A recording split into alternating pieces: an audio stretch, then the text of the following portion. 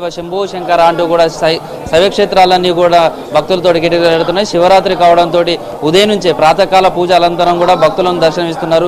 శివుడు అభిషేక ప్రియుడిగా చెప్తారు. ఆ అభిషేకంతో చేస్తే తమ శక్తి కొలిది ఏదైతే చేస్తే ఆ పూజకు తగ్గటువంటి ఫలితం వస్తుంది. ఈ శివరాత్రి రోజు మొత్తం జాగారం చేయడం, శివుడికి ఇష్టమైనటువంటి అభిషేకాలు కావచ్చు, లింగార్చన, మహారుద్ర అభిషేకాలు ఇలాంటివి చేసి ఆ తర్వాత ఈ రోజంతా జాగారం చేయడం అనేది కూడా సెంటిమెంట్గా భావిస్తారు. అయితే సంవత్సరంలో ప్రతి నెల కూడా మాస శివరాత్రి వస్తుంది. కానీ మాఘమాసంలో వచ్చేటువంటి ఈ మహాశివరాత్రికి మాత్రం చాలా ప్రత్యేకత ఉంటుంది.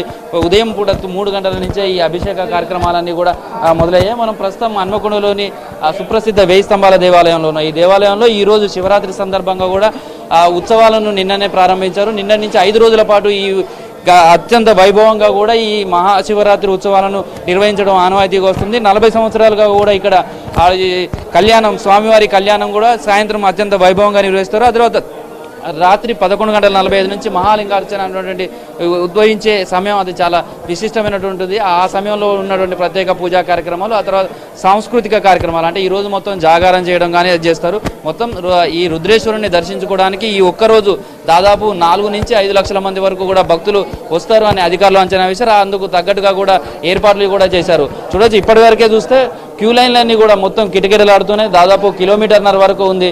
మధ్యాహ్న సమయానికి మాత్రం చూస్తే చాలా ఎక్కువగా భక్తుల సంఖ్య ఎక్కువగా ఉంటుంది. ఈరోజు రేపు ఉదయం వరకు కూడా మళ్ళీ ఇదే విధమైనటువంటి ప్రతి ఒక్కరికి కూడా సర్వదర్శనం చేసుకునే విధంగా, అదేవిధంగా అభిషేకాలు చేసుకోవడం కోసం మహారుద్రాభిషేకాలు ఇవన్నీ చేసుకోవడానికి కూడా ఏర్పాట్లు కూడా చేశారు. చూడండి, ఈ ఆలయానికి సంబంధించి కూడా చూడండి, అంటే ఈ రోజుకు ఉన్నటువంటి ప్రత్యేకత అంటే మాస శివరాత్రులు కూడా వస్తుండే, కానీ ఈ శివరాత్రి మహాశివరాత్రికి ఉన్నటువంటి ప్రాధాన్యత ఉంటుంది. ఈ రోజు ఎలాంటి పూజా కార్యక్రమాలను నిర్వహిస్తారు? 11 మాస శివరాత్రుల తర్వాత 12వది మహాశివరాత్రి.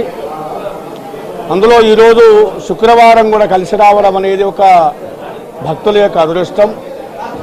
మహాలక్ష్మి ఉద్భవించినటువంటి మారేడు దళములతోని ఆ పరమశివుణ్ణి గనక ఈరోజు పూజించటం వల్ల ఈశ్వరో ఐశ్వర్య, ఐశ్వర్యం సేవించినటువంటి భక్తులందరూ కూడా ఐశ్వర్యం లభిస్తుందని చెప్పేసి మనకు పురాణాలు తెలుపుతున్నాయి.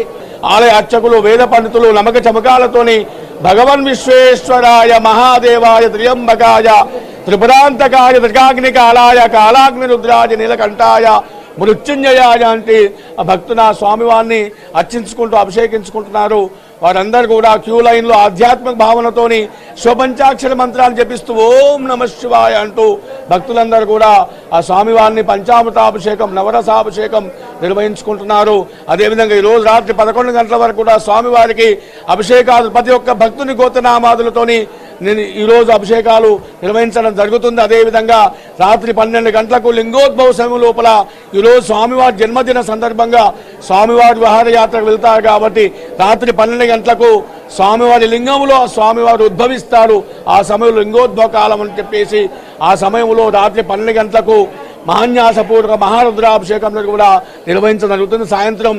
అదేవిధంగా తెలుగు రాష్ట్రాల్లో అనేక శైవ క్షేత్రాలు ఏ విధంగా అయితే శివ కళ్యాణోత్సవం నిర్వహిస్తారో శ్రీశైలం, వేములవాడ ఇలాంటి ప్రాంతాలు నిర్వర్తించే ఆచారాన్ని కూడా ఈ దేవాలయంలో గత 40 సంవత్సరాలుగా సాయంత్రం 6:40 శ్రవణ నక్షత్రయుక్త గోధూలిక లగ్నం లోపల స్వామివారి కళ్యాణం రుద్రేశ్వర స్వామి యొక్క కళ్యాణోత్సవం నిర్వహించడం జరుగుతుందని చెప్పేసి తెలియస్తూ జాగరణ ఉన్నటువంటి భక్తుల కొరకు దేవాదాయ ధర్మాదాయ శాఖ ఆధ్వర్యం లోపల సాంస్కృతిక కార్యక్రమాలు కూడా ఏర్పాటు చేయడం జరిగిందని చెప్పేసి తెలియజేస్తుంది. అదేవిధంగా చూడవచ్చు, చాలా మంది భక్తులు ఉన్నారు, వాళ్ళతో కూడా మాట్లాడించే ప్రయత్నం చేద్దాం. చెప్పండి, అంటే ఎక్కడి నుంచి వచ్చారమ్మా ఈ మహాశివరాత్రి రోజు ఇక్కడికి వచ్చి ఈ అభిషేకాలు చేయడం కావచ్చు, శివుని దర్శించుకోవడం ఏ విధంగా ఫీల్ అవుతుంది? చాలా సంతోషంగా ఉందండి. శివరాత్రి రోజున శివుడిని దర్శనం చేసుకోవడం అనేది మన ఆచారము. అంటే ఈ రోజు శివుడు అంటే కూడా చాలా అభిషేక ప్రియుడు. ఇక్కడికి వచ్చిన తర్వాత ఇంతటి విశిష్టమైనటువంటి 1000 స్తంభాల దేవాలయంలో ఈ శివరాత్రి రోజు రావడం ఎలా? ఇది మా జన్మ సుకృతం అండి. మా తల్లిదండ్రులు మాకు ఈ జన్మనిచ్చినందుకు స్వామివారిని మహాశివరాత్రి రోజు అభిషేకం చేసి దర్శనం చేసుకున్నందుకు మాకు చాలా ఆనందదాయకంగా ఉంది. ఈ దేవాలయ అభివృద్ధి కోసానికి కూడా మేము చాలా తోడ్పడాలని కూడా నిర్ణయం తీసుకున్నాము. చాలా మహా ఆనందంగా ఉందండి. ఎలా ఉందండి ఇక్కడ ఆలయానికి వచ్చింది? చాలా బాగా అనిపిస్తుంది, మనసు తృప్తిగా ఉంది.